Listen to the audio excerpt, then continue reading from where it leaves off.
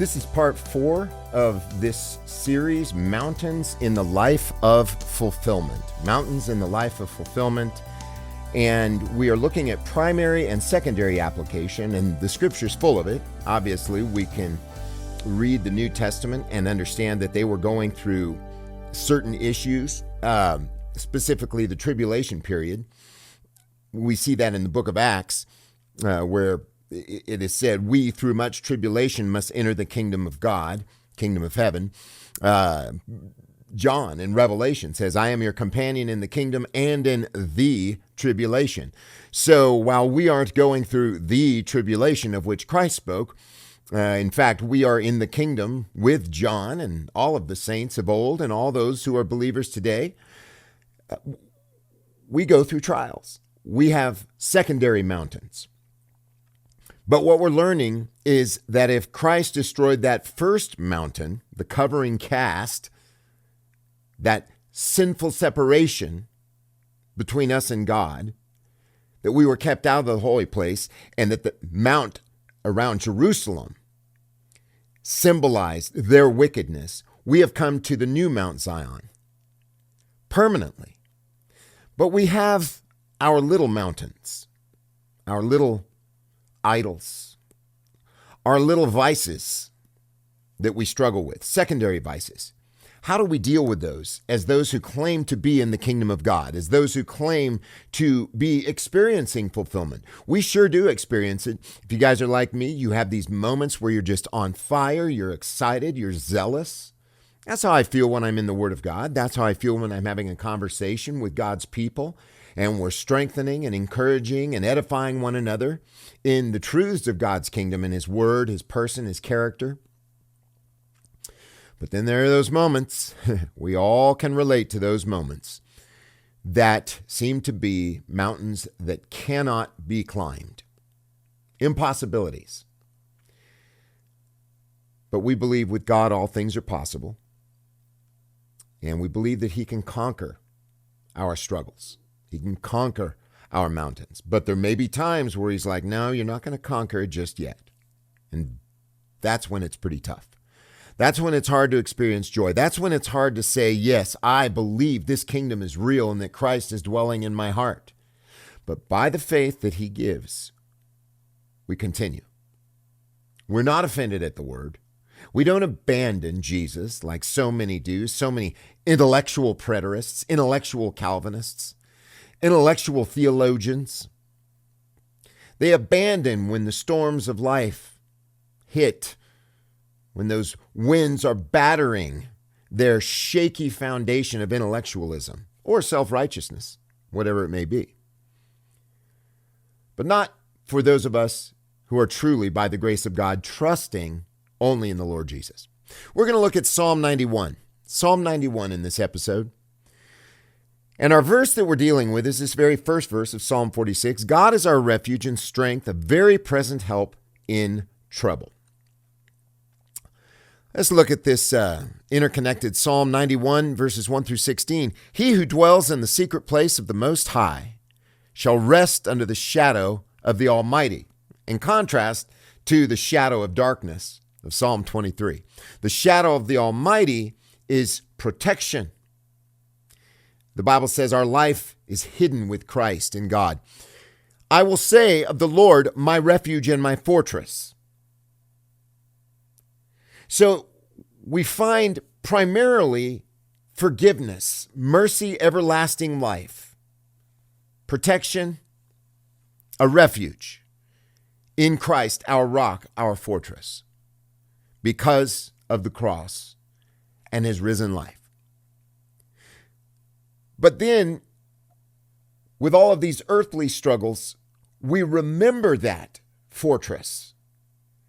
And that in spite of these things that take our attention off of Him momentarily, He is our fortress, in spite of ourselves. That's how we trust. When we are faithless, He remains faithful. Lord, I believe, help my unbelief, right? In Him will I trust. Surely He will deliver you from the fowler's trap and from the destroying plague. And that destroying plague and fowler's trap have everything to do with those things under the old covenant, those accusations, those snares, the fowlers, the Pharisee, and their words. And the Bible says they are caught in the trap which they have set. By their words, they are condemned. So that's the trap. Those are the traps you see in the book of Psalms. It's kind of like Haman. Remember, he set a trap for Mordecai, but he ended up, or the gallows, he ended up being hung himself. Not Haman, hangman. Anyway, he shall cover you with his feathers, and under his wings shall you trust. Don't you love those metaphors? Jesus talked about that. As a hen gathers her chicks, so often would I have gathered you together, your children, he says. But you Pharisees were not willing. He shall cover you with his feathers, and under his wings you shall trust. His truth shall be your shield and buckler. We see that in Ephesians 6, the shield of faith. Shield. The darts that come against us are those accusations from adversaries, the self-righteous. You shall not fear the terror by night, nor because of the arrow that flies by day. All the time they're trying to shoot at us. Oh, you believe in grace? Oh, you believe in the kingdom of God? You believe that Jesus has paid for all your sins? And look what you've done. We rest in our fortress, the cross of Jesus, nor for the plague that walks in darkness, of the destruction laying waste at noonday. 1,000 shall fall at your side. Again, Isaiah 54:17. Anyone that rises up against you in judgment, you shall condemn. How? With the gospel. I'm forgiven. I stand free. And this is not to be equated with military might, by the way. Goodness, I have to deal with that all the time. In this weird culture, this weird military professing Christian culture that associates military conquest with this. This has nothing to do with military conquest. This is the gospel. It shall not come near you, only with your eyes you shall look and see the reward of the wicked. Because you, O Lord, are my refuge. If you have made the Most High your dwelling place, no evil shall befall you. In other words, we're not trusting in this house built upon sand, the sands of self-righteous. We are trusting in Jesus. He is our dwelling place. We dwell in him. We dwell in him. He dwells in us. No evil shall befall you, nor shall any plague come near your dwelling. The accusations of the enemy just fall flat. They all fall. For he shall give his angels charge over you to keep you in all your ways. They shall bear you up in their hands, lest you dash your foot against a stone. I think that's pretty amazing. Jesus says, hereafter to Nathanael, you shall see angels ascending and descending upon the Son of Man. Well, it's that ladder. Jesus is the ladder. Remember in Genesis, Jacob has a dream. He sees a ladder going up into heaven, that place called Bethel, the house of God, which is the church. This is none other than Bethel, the house of God. So the ladder's going up there.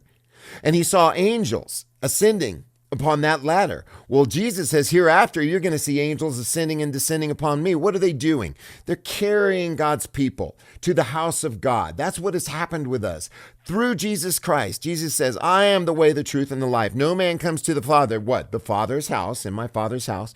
We are carried up to the house of God, Bethel, by these angels, these messengers, lest you dash your foot against a stone. And these messengers, these angels may very well be God's people who have preached the gospel. How beautiful are the feet of those who bring good news and publish glad tidings. You shall tread on the lion and the adder, the young lion and the jackal you shall trample underfoot. This is just simply speaking about those evil beasts. What did Paul say? I fought with evil beasts at Ephesus. Because he has set his love on me. Stop there.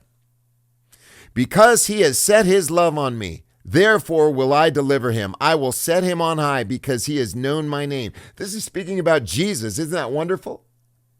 Jesus is the one who set his love on the Father when he was here on the earth. So all of these promises that are fulfilled for Christ are also fulfilled for those of us who are in Christ. Because he has known my name. He shall call on me and I will answer him. Because Christ called on him. He answered him. Well, therefore, when we called on him, he answered us because we're in Christ. We're trusting in him. I will be with him in trouble. Jesus on the cross.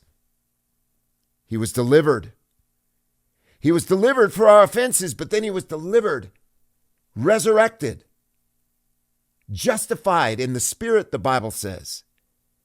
I will deliver him and honor him. With long life, I will satisfy him and show him my salvation. Jesus was saved from our sins. Think about that for a moment. He was delivered from our sins. And because of that, we are delivered. Praise the Lord. Hallelujah. All right, in the next episode, we will look at Psalm 142, dealing with this same subject. God is our refuge and our strength, a very present help in trouble. These are all things, all promises that are fulfilled for us. For those of us who have believed and trusted in Christ as our rock, our refuge, our fortress, these are all fulfilled. And because of that, any mountain is conquerable. Amen? If over sin we are more than conquerors, over death, over hell, over shame, over guilt, then certainly we can be more than conquerors over these smaller mountains. Amen? Blessings. And please subscribe.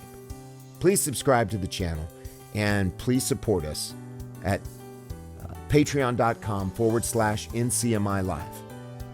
Just www.patreon.com/NCMI Live.